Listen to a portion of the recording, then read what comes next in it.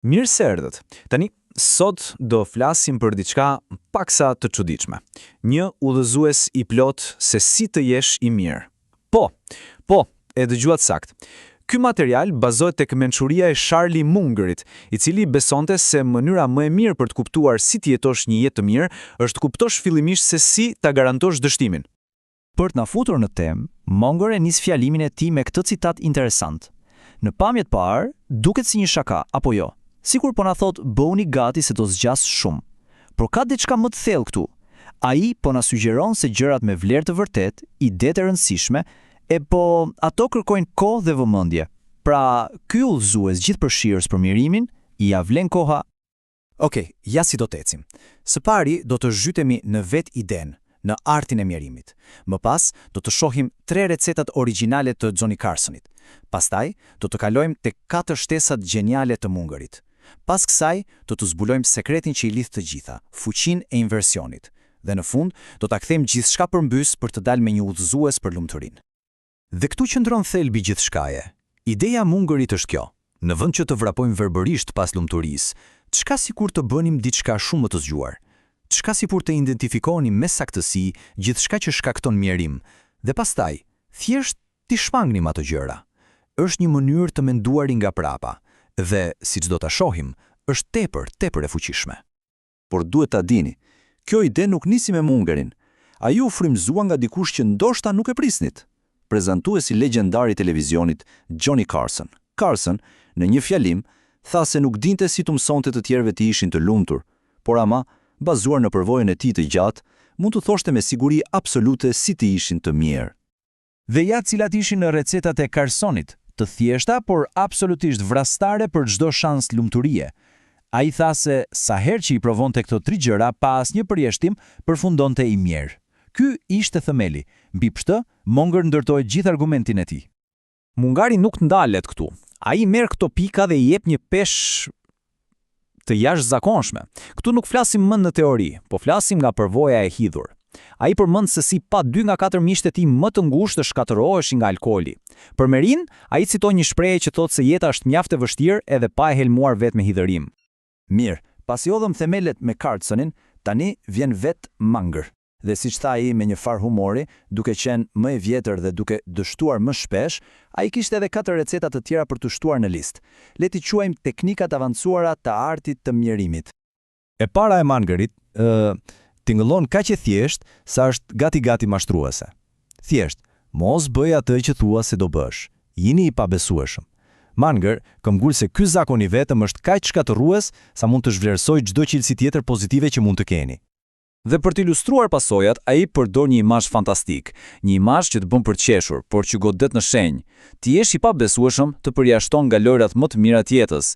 Ai madje tregon historinë e një shoku tim me disleksi të rënd që pati sukses të jashtëzakonshëm vetëm sepse ishte njeriu më i besueshëm që ai kishte njohur ndonjëherë. Receta tjetër për një jetë të garantuar mediokre, kjo: refuzo të mësosh nga të tjerët. Mendo se vetëm përvoja jote personale ka vlerë. Të tjerët, qofshin të gjallë apo të vdekur, nuk kanë çfarë të mësojnë.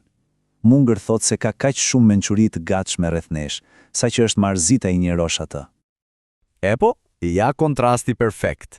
Isaac Newton, një nga mendjet më geniale që ka ecur ndonjëherë mbi këtë tokë, i atribuoi të gjithë suksesin e tij pikërisht të kundërtës, ndërtimit mbi punën dhe njohuritë e atyre që erdhën para tij. Të injorosh mençurinë e të kaluarës është të zgjedhësh vullnetarisht të jesh më pak i aftë. Po, jeta do të na godas. Kjo është e pashmangshme, edhe për njerëzit me më shumë fat. Pra, një mënyrë e sigurt për të zhytur në mjerim është kjo. Pas goditjes së parë, ose të dytës, ose të tretës, thjesht mos u ngrimë. Dorëzohu. Dhe për të treguar se sa e fuqishme është kjo ide, Munger na kujton historinë e Epiktetit. Imagjinojeni pak, një sklav i gjymtuar që jetonte në varfëri të plotë e megjithatë në epitafinë e tij shkruaj se ishte i favorizuar nga Perëndit. Pse? Sepse ai kuptoi se edhe pse nuk mund të kontrollonte botën e jashtme, ai mund të kontrollonte mendjen e tij. Të zgjedhësh të qëndrosh poshtë është të heqësh dorë nga kjo fuqi. Dhe tani arrim tek receta e fundit, por ndoshta më e rëndësishme nga të gjitha. Kjo nuk është thjesht një pikë tjetër në listë. Jo, ky është çelësi që hap kuptimin e gjithçkaje që kemi thënë deri tani. Për të qenë vërtet thellësisht i mirë, duhet i injoroni qëllimisht këtë mjet të fuqishëm të menduarit. Këtu gjërat bëhen vërtet interesante. Tani kuptojmë se gjithë kjo listë recetash për mjerimin nuk kishte qëllimin vetvete. Ishte thjesht një demonstrim praktik i një modeli mendor jashtëzakonisht të fuqishëm, inversionit. Ky është, le të themi, sistemi operativ që ka punuar në prapashken gjatë gjithë kësaj kohe. Dhe për ta kuptuar inversionin në formën e tij më të pastër, Monger tregon këtë histori të vogël. Shumica e njerëzve thjesht do të qeshnin, por nuk e kuptojnë se sa thellë shkon kjo mençuri. Fshatari po e trajton problemin nga prapa. Ai nuk po pyet si të jetoj gjatë, por si të shmang vdekjen e parakoshme. Ai po identifikon rezultatin negativ dhe po e shmang atë. Pra, ky është inversioni. Është praktika e të zgjidhurit të problemeve të vështira duke i parë nga prapa. Siç thoshte matematikani i madh Carl Jacobi, shumë probleme të koklavitura bëhen të thjeshta kur i kthen mrapsht. Në vend që të pyesësh si të kem sukses, pyet, çfarë do të më bënte të dështoja me siguri? Dhe mos mendoni se ky është thjesht një truk për matematikanët. Dy nga mendjet më revolucionare në historinë e shkencës e përdorën këtë parim pa pushim.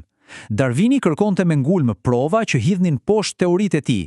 Einsteini fliste për nevojën për autokritik të pamëshirshme që në thelb do të thoshte të përpiqej të shkatronte vetë idetë e tij më të mira. Ata po përdornin inversionin për të arritur objektivitet. Mirë, tani që e kemi zotruar artin e mjerimit dhe kemi kuptuar motorin që e vën në lëvizje, inversionin, jemi gati për hapin final. Le ta marrim gjithë këtë manual të errët dhe ta kthejmë përmbys për të parë se çfarë del. Dhe ja ku e kemi. Kur kthejmë përmbys recetat për dështim, çfarë na del? Një listë tepër e qartë, tepër praktike parimesh për një jetë të mirë. Bëhu i besueshëm. Mëso nga mençuria e botës. Qëndro në këmbë kur rrëzohesh dhe përdor fuqinë e të menduarit nga prapa për të parë qartë. Ky është thelbi i gjithçkaje. Dhe Monger e mbyll gjithçka me këtë dollit mrekullueshme, të kthyer përmbys. Në fillim tingëllon krejtësisht e gabuar apo jo? Por tani ne e kuptojmë. Të synosh ulët do të thotë të identifikosh dhe të shmangesh me kujdes ato sjellje të thjeshta që të çojnë drejt dështimit. Duke bërë këtë, çdo ditë ai na thotë se kemi shansin më të mirë për të ngritur lart. Dhe kjo na lë me një mendim të fundit. Cili është ai mirimi i vogël e i thjeshtë që mund të filloni ta shmangni që sot